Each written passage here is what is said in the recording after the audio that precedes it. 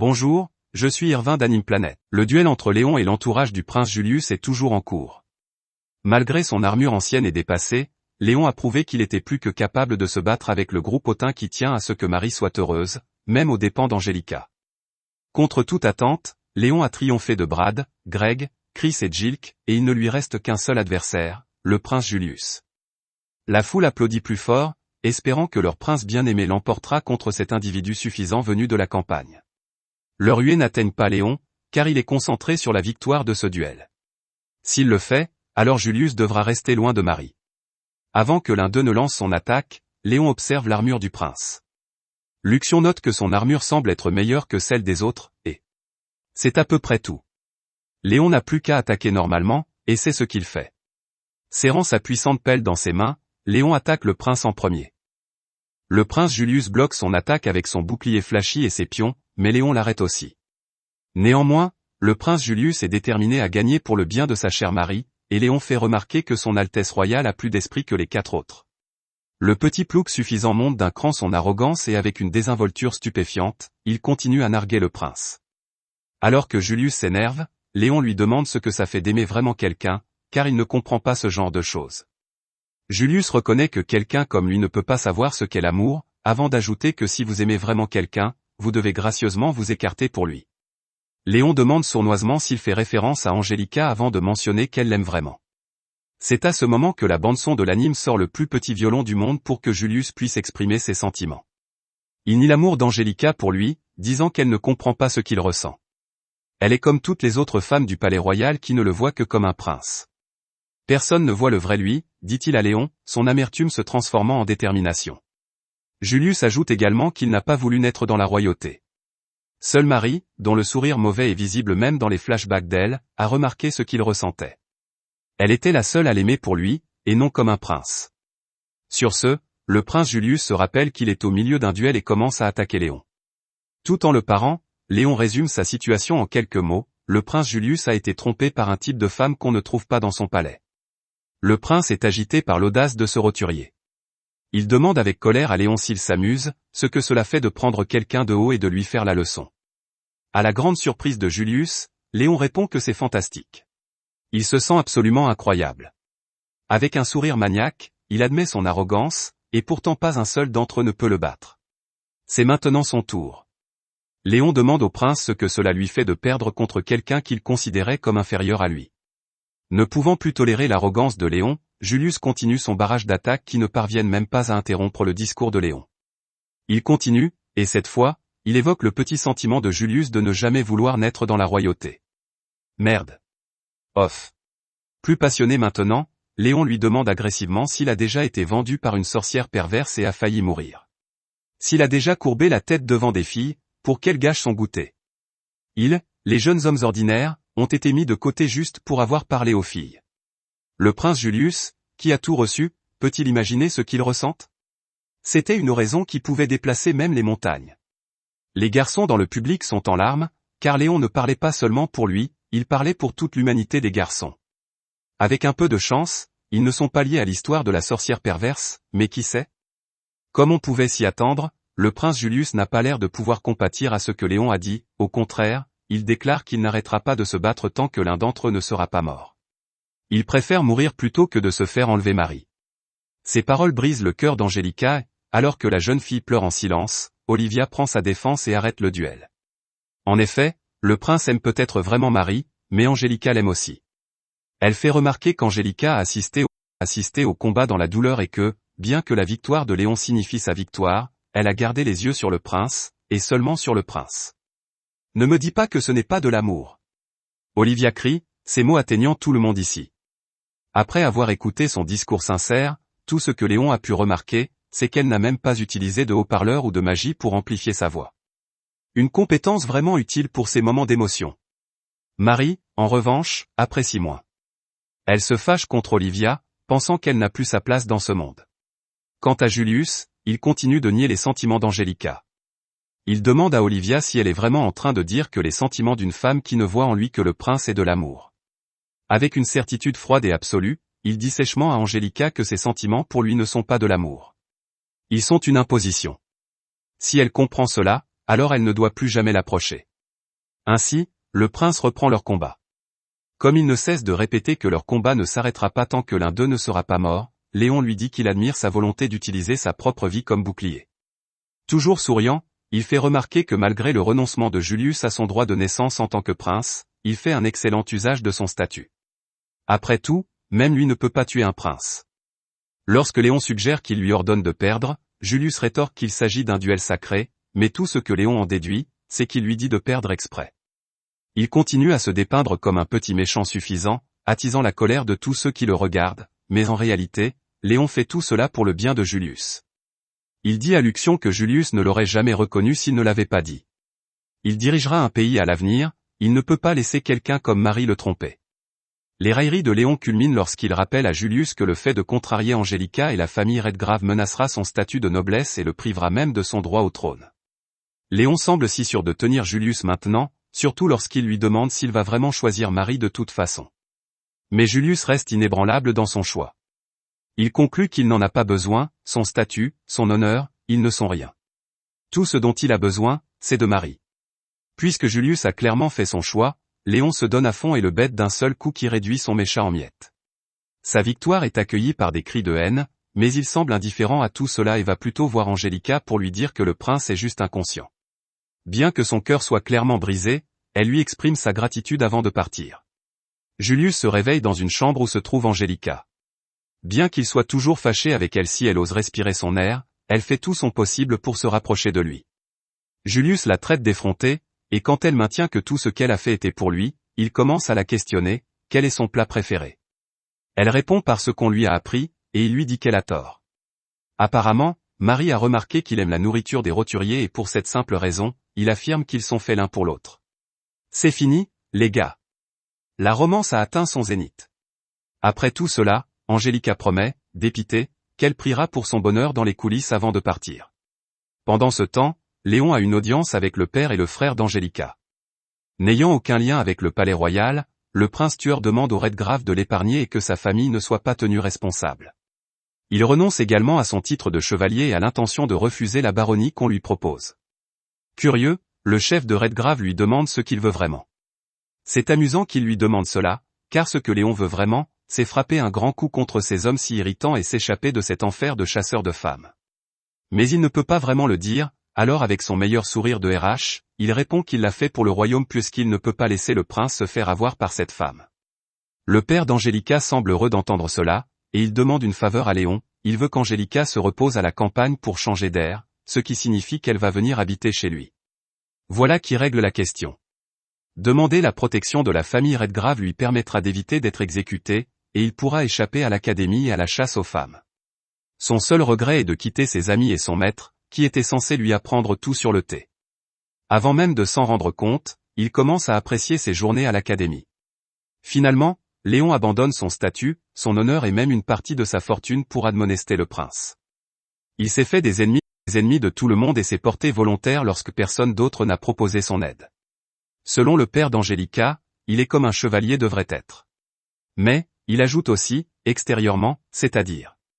Sur le chemin de la maison de Léon à la campagne, Angelica ne peut s'empêcher de se sentir mal que Léon quitte l'académie. La jeune fille pense que c'est arrivé à cause de son égoïsme. Olivia la console en lui disant qu'elle n'a rien fait de mal. Elle ajoute également que Léon a toujours eu l'intention de jouer les méchants et de quitter l'académie. Léon et Luxion entendent leur conversation, mais ils ne les interrompent pas. De retour chez Léon, tous les serviteurs sont occupés à préparer l'arrivée de leurs invités. Lady Zola arrive dans la même pièce que le père de Léon et le gifle en disant que la capitale royale est en émoi à cause de son fils incompétent. Quelques instants plus tard, Angelica et Léon arrivent. Lady Zola lui demande grossièrement de qui elle est la fille, alors Angelica se présente vivement, ce qui met fin à l'insolence de Lady Zola.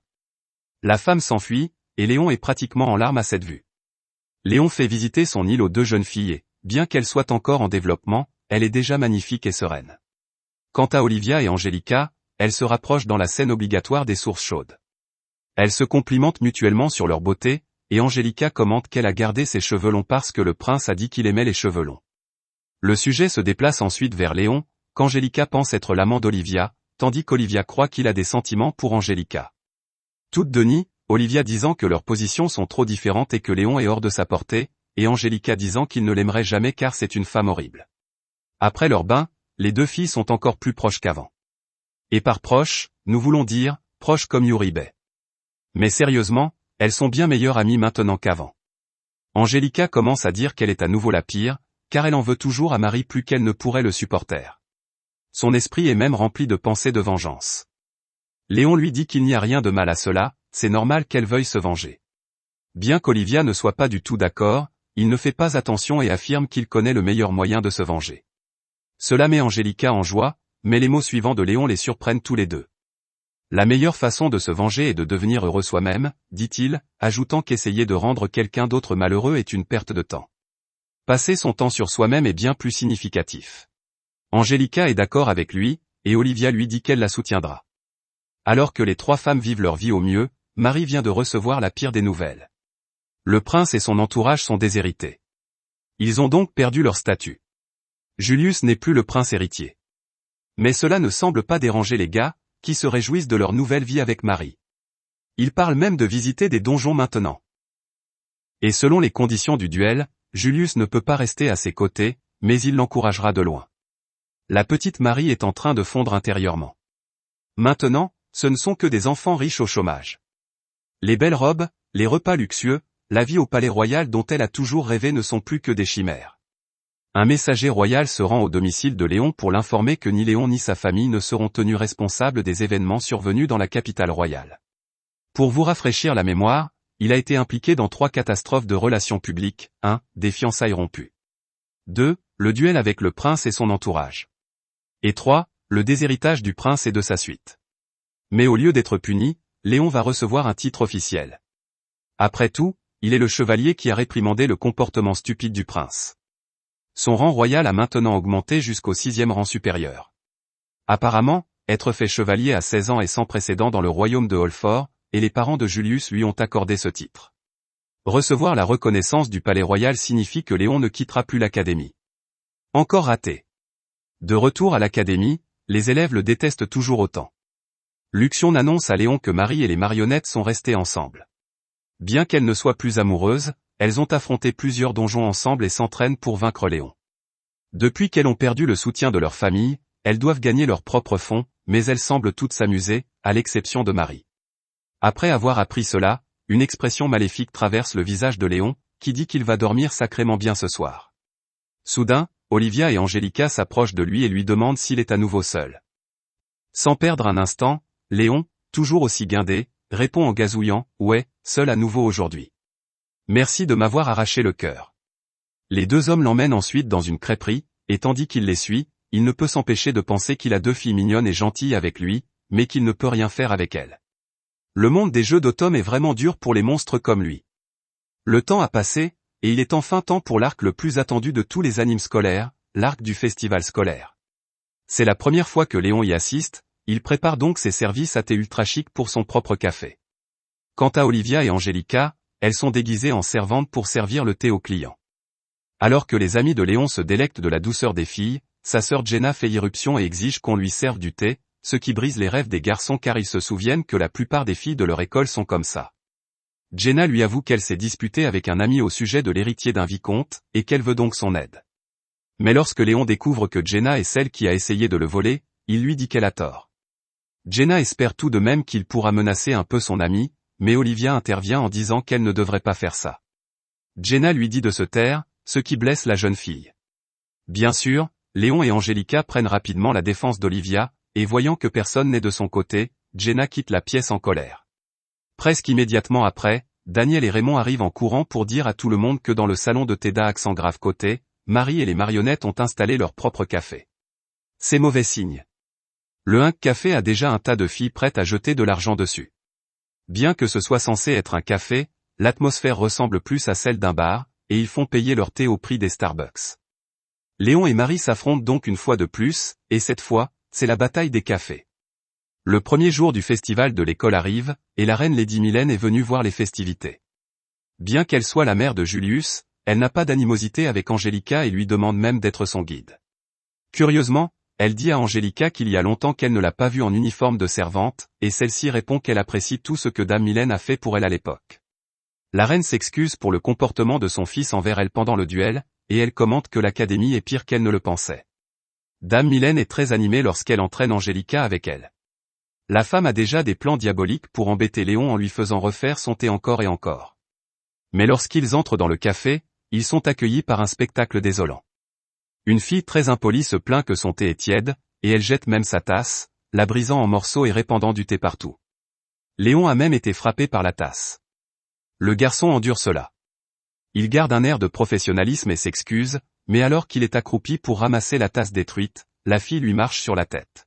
« Je n'ai pas à payer pour un thé aussi dégoûtant, n'est-ce pas ?» demande-t-elle d'un ton hautain. « Au contraire, ce n'est pas toi qui devrais me payer. » La cliente n'a jamais été là pour apprécier le thé de Léon. Elle est là pour l'engueuler. La fille est furieuse d'avoir perdu son argent en pariant sur le prince et son entourage lorsque Léon les a affrontés en duel. Beaucoup de filles ont même vendu leur domestique pour payer ça. Quelle horreur! La vue surprend Dame Mylène, tandis qu'Angélica est déjà furieuse. À la surprise générale, elle saisit la cliente par le col et lui demande froidement de partir. Angélica sait que cette fille est la fille du comte Auffray, qui vient d'une famille rivale. Et la fille profite de son statut. Même Olivia intervient pour demander à la cliente de partir, mais la fille se contente cette fois-ci d'intimider Olivia.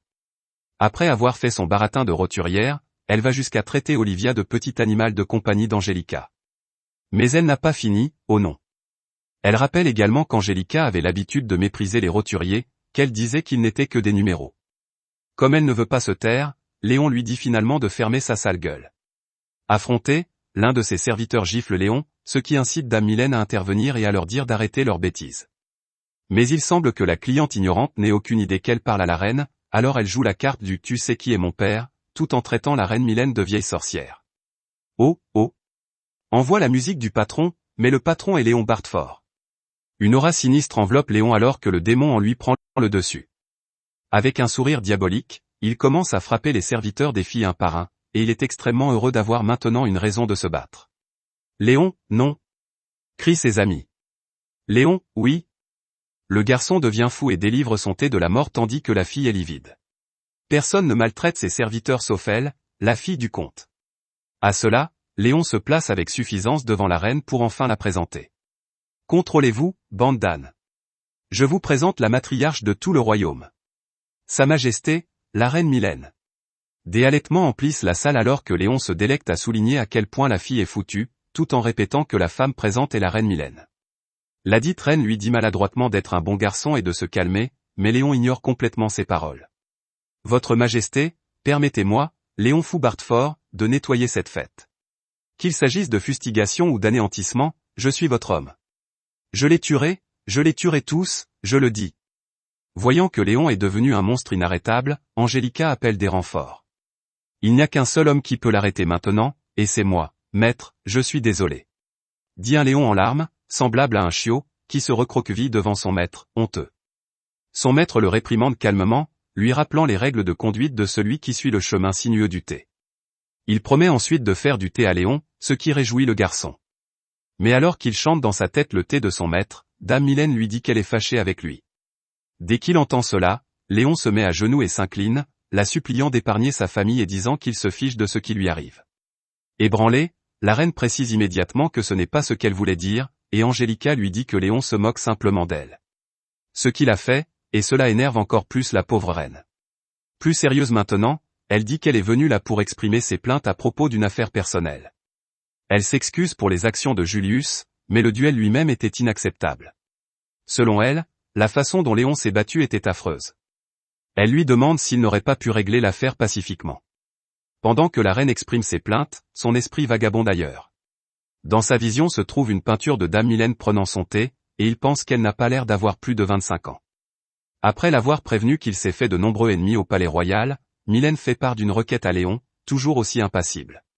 Elle lui dit timidement que, venant d'un pays voisin, elle n'a jamais fréquenté l'académie et qu'elle veut s'y créer de nouveaux souvenirs. Tout en se prélassant dans son éclat, Léon pense que, dans sa vie passée, il lui aurait dit de le faire elle-même, mais il est un homme raffiné maintenant. Et que fait un homme raffiné dans cette situation? Offrir sa main en mariage à la reine, bien sûr. La reine Mylène en est toute retournée, et Angélica et Olivia sont toutes deux déconcertées par son audace. Tu sais bien que c'est la reine, n'est-ce pas? Demande Angélica avec incrédulité. Je le sais. Ou, tu parles que je le sais, pense Léon, sans se laisser décourager par les détracteurs, alors qu'il se dit que cette magnifique femme d'une trentaine d'années, à l'allure féminine, est bien meilleure que les adolescents sauvages de l'académie. Quant à la reine Mylène, elle est complètement désemparée. Elle essaie de lui dire qu'elle est mariée et que personne ne voudrait d'une vieille femme comme elle, mais Léon lui assure qu'ils peuvent s'arranger. En lui tenant les mains, il lui dit qu'il l'aime. Il l'adore. Il se fait frapper à la tête par le fils de la femme qu'il courtise. Julius est, comme vous pouvez l'imaginer, furieux que Léon essaie d'approcher sa mère, qui ne semble pas se soucier de ses avances autant qu'elle le devrait. Ainsi, Léon est jeté à la poubelle, et Olivia et Angelica reconnaissent qu'il l'a bien cherché. Pendant ce temps, Lady Mylène est maintenant au café de Julius, où son fils lui dit de ne pas s'approcher de Léon car c'est un lâche grossier et cupide. Quant à Marie, elle se cache de la reine et transpire à grosses gouttes en écoutant leur conversation. Oh, elle sait que la maman de Julius est furieuse contre elle. Marie imagine que si elle apprend qu'elle a fait servir des filles à son fils, elle ira à la potence. Elle n'a probablement pas tort. Dame Mylène s'interroge sur le café de son fils, car il ressemble plus à un club qu'à une boîte de nuit, alors Julius, l'œil étoilé, fait remarquer avec amour que tout cela était l'idée de Marie. Sa mère est mécontente d'entendre cela, et elle exige de la voir maintenant. Sentant son hostilité, Julius dit que si c'est l'attitude qu'elle aura envers Marie, alors il ne peut pas la laisser la voir. Mécontente, Mylène tape du poing contre la table, faisant naître la peur chez son fils délirant.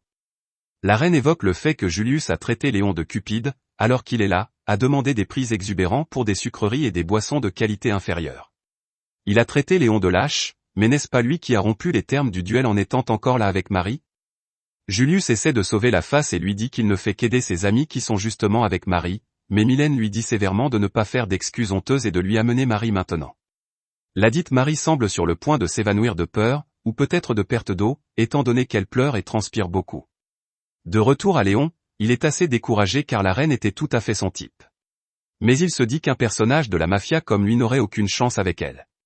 À ce moment-là, une fille entre et demande s'ils sont encore ouverts, et Léon, souriant, lui répond en souriant que son esprit a été brisé et qu'ils sont donc fermés. Elle est un peu décontenancée par cette réponse, mais lorsqu'elle voit Olivia, elle s'illumine et lui rappelle le service qu'elle lui a demandé de rendre plus tôt. Bien qu'un peu réticente, Olivia présente la jeune fille à Léon. Elle s'appelle Carla Fouwain, et lorsqu'un Léon suspicieux lui demande à quoi sert cette présentation, elle se met à genoux devant lui.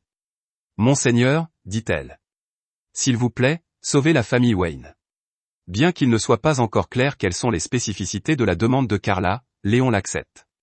Le jour suivant, Luxion lui demande pourquoi il l'aide alors qu'il n'y a aucune raison impérieuse de le faire, et Léon répond qu'elle a officiellement demandé son aide. Plus important encore, Olivia agit comme leur intermédiaire, donc s'il refuse de l'aider, Olivia perdra la face. Quelle galère! Qu'il le veuille ou non, Léon a fait une sacrée impression sur les élèves de l'académie de Holford. Il peut continuer à dire qu'il n'est qu'un personnage de la mafia tant qu'il veut, mais il s'est clairement mêlé au gros bonnet du jeu. Et encore, il n'est vraiment personne. Après tout, il n'arrivera probablement jamais à se faire la belle maman royale sur laquelle il a des vues. Ah, oui. Le monde des jeux d'automne est toujours aussi dur pour les mobs.